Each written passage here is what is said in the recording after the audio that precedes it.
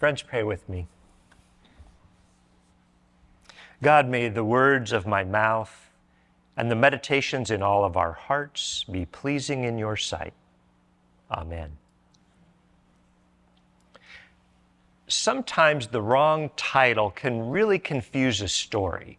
Like, Gatsby wasn't great. Or To Kill a Mockingbird, no birds were harmed. The never-ending story ended. And here we've got this story of, it's often called the unjust steward or the dishonest steward. But it's a theological misfire. He's accused, but he's not convicted. He's praised rather than condemned, and Jesus calls him wise and does not judge him. So sometimes the wrong label can conceal what the gospel's trying to reveal to us. What this parable does do is challenge us to reevaluate what stewardship means. It might turn our modern understanding a little upside down or right side up. It echoes a frequent message from Luke that we need to create more just relationships and an economy. And this is our third Sunday in Seasons of Creation, and it can challenge us to think about our world and our economy from a more ecologically sustainable perspective. So let's go right to the first line. It says, the steward was accused of mishandling wealth. Big difference between being convicted and accused. Aren't you innocent until proven guilty? So some accusations, though, can lead to a rush to judgment. And he's fired. And I was digging around, and the original word that when it says he's accused, in the Greek is the word diabolo. You've heard that word, right? Spanish, it's devil. If you've ever tried a Diablo sauce, you know it does more harm than good, right?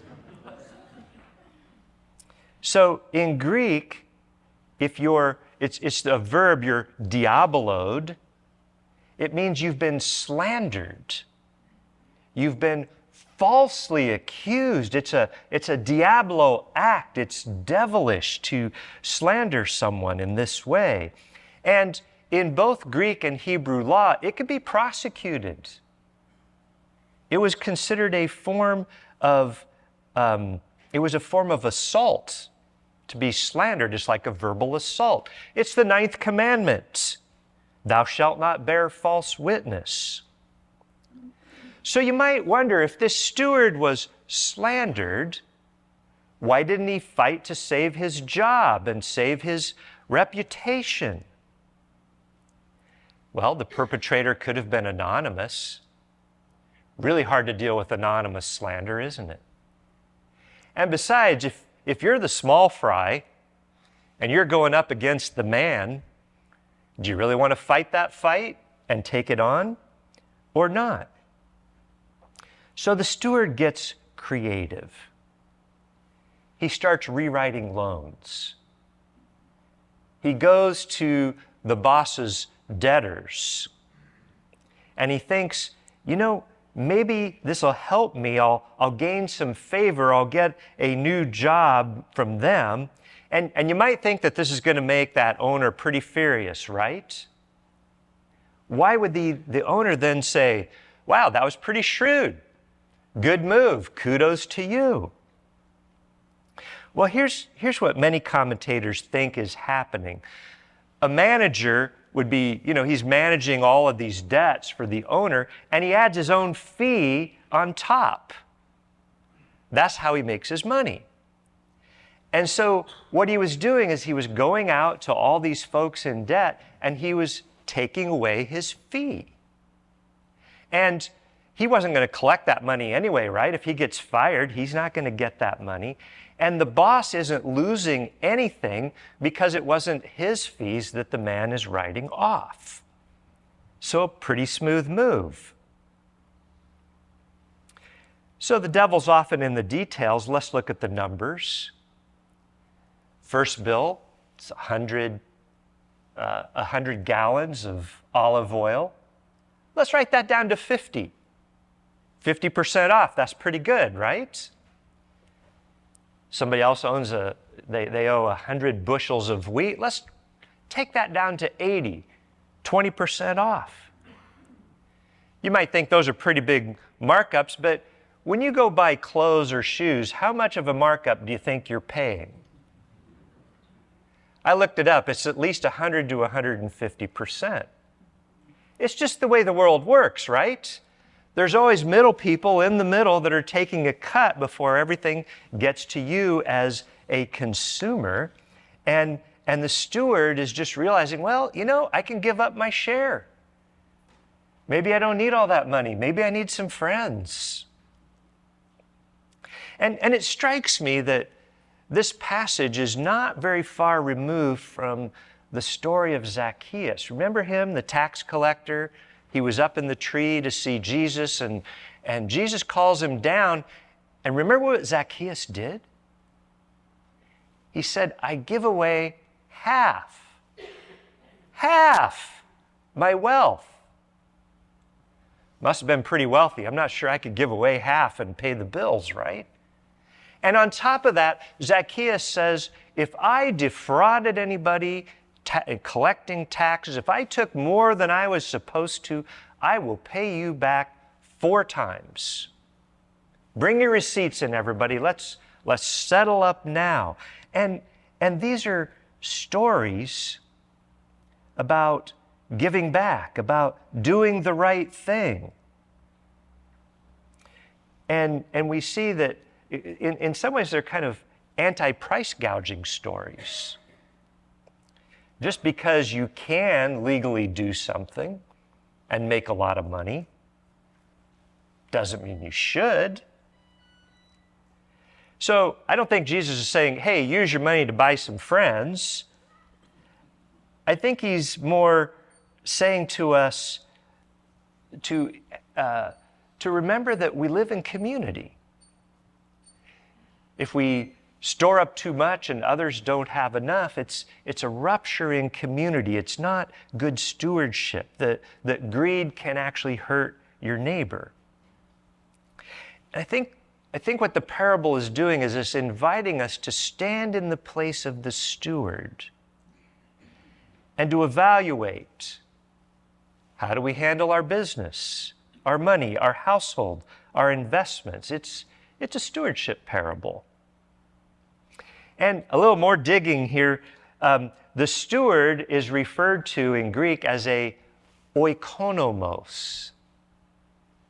Say that 3 times fast, and what word do you hear? Economy, right? Oikonomos, economy. And oikos is household. And a household, an oikos, it's not just, about the finances of the house. It's the whole deal that the oikonomos was responsible for farm management and land management and all the people who worked there and the storage of goods, and to make sure that everyone gets fed and paid and everybody gets along. You got to manage the household. And he did this on behalf of the true owner. He's entrusted with these responsibilities. Now, if you studied to be this kind of manager, an oikonomos, the study was called oikologia, ecology. And we think of ecology as the study of the interaction and interrelationships of an ecosystem, of the various species and how they work together and the management of those things. So here we see that economy and ecology come from the same word. And they belong together, that they have to flow together. They're not separate things. Living things have to coexist. just as overconsumption and greed hurt a community, failing to understand ecology, it can diminish all of our species, all of life. So if Jesus is challenging us to think about how we manage our household economy, if you've ever read Robin Wall Kimmerer and Braiding Sweetgrass, she offers a living parable about how this might look like in the natural world if the household is a whole forest. She has this wonderful little book called The Serviceberry that we read in our book group a few months ago.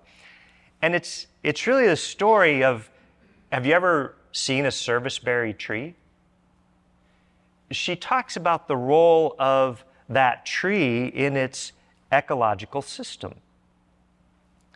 In the springtime, it's the first tree to have white blossoms. And so it's the first food for the pollinators when they're hungry at the start of spring. And so the pollinators come and they take in all the nectar, and in return, they're pollinating the tree so that it can have fruit later. And then along about June, again, it's an early fruit. It comes in bunches about the size of blueberries. It's kind of a purple fruit that hangs like grapes. And it kind of tastes like blueberry cherry. There's a tartness to it, and it has little edible seeds that give it a hint of almond. They're pretty delicious. And they come at the time when baby birds are just starting to be very hungry, so they're a source of food for young birds and raccoons and squirrels and bears and even humans. And in return, all these various animals that eat the berries take the seeds with them, and they're helping spread the serviceberry seeds all over so that it can continue to grow. And you may not think about what the serviceberry tree does in the fall when it drops its leaves, but all of those leaves and the ground cover, that creates a place for beetles and fungi and microorganisms to live, and they break it all down, and that's giving back to the roots of the serviceberry tree so that it can take that in all winter, and then spring comes and we start the whole cycle all over again. So what happens if you remove the serviceberry trees from the system and you cut them all down? Well, there goes 40 different species of caterpillars that live in the trees. And this whole cycle, it's broken. And what happens is then the birds and the bees, they can't do their thing. They've lost their sources of energy. And this is really nature's version of stagflation, right? Everybody produces less and it costs them more because the system has been disrupted. Kimmerer suggests that we can learn from nature these cycles of mutual reciprocity, that we need to take that seriously in economics, that if we only take from nature, we don't give back, we don't pay attention to these systems, we start to undermine the source of wealth, which is really the earth itself. Everything we need to live ultimately comes from our earth, and it's free. I mean, what was your oxygen bill last year? How much did it go up? And you might say, oh, well, I do have to pay for food, and I might have a water bill and, pay for land and various things. But ultimately, somebody somewhere along the line could extract that for free and create value and spread it around. And that's all right, but if we don't give back, if we don't put things back into the earth and replenish it, the cycle starts to break. And you know what happens when a species goes in and kind of takes over and starts to strip the resources? What do we call that? Invasive species. We're on that brink of humanity being an invasive species to the planet. Now, Do invasive species take over the whole world? They eventually die. Do you know why? They outstrip their resources, right? So you can't just keep taking and taking and taking until you control everything. And this is why societies collapse. They outstrip their resources and something's got to give. So this is a call to be good stewards. That really, environmentalism isn't really about saving the planet. It's about saving us. It's about making sure that everyone has what they need to live together. And sometimes it starts with a small act to shift the system. One steward is falsely accused. He decides to take less, to cut his profit margin, to restore a relationship and reduce other people's debts. And somehow that tiny move pushes us to bigger truth. Jesus tells us that the ones who are faithful in little things, the hidden things, the hard to measure things, are the ones that God trusts with more. Because in God's economy, what matters most isn't necessarily the same bottom line that we have. It's relationships restored and trust built, a household, an economy, an ecology made whole. So you and I, we probably don't run global systems or write economic policy. If you do, let me know. But we do each manage a little corner of God's household.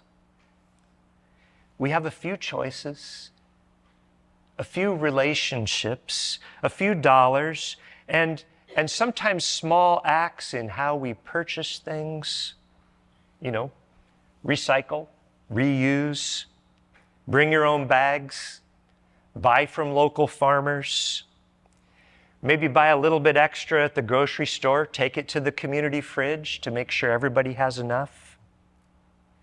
Being faithful with small things is where it starts.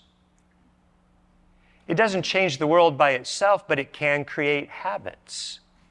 It leads to some momentum. We start to act in different ways, and then we want to do more. We want to go deeper. You might be ready for a next step beyond that. We have Bigelow Labs that gives wonderful lectures about the health of the ocean. We've got the botanical gardens that teach a lot about ecology and the environment in their lectures. Or maybe you want to join the Earth Justice team. It meets next Sunday after church. Or sign up for Climate Action Now and get informed about what's happening around the world in terms of ecological policy and write your legislators. The invitation of stewardship begins simple. Be faithful. Do your small part. Give where you can. Forgive where you are able. Take less when the system tempts you to take more. Because the good news is, just like the steward and just like the serviceberry tree, your little shift can be the starting seed of salvation. Amen.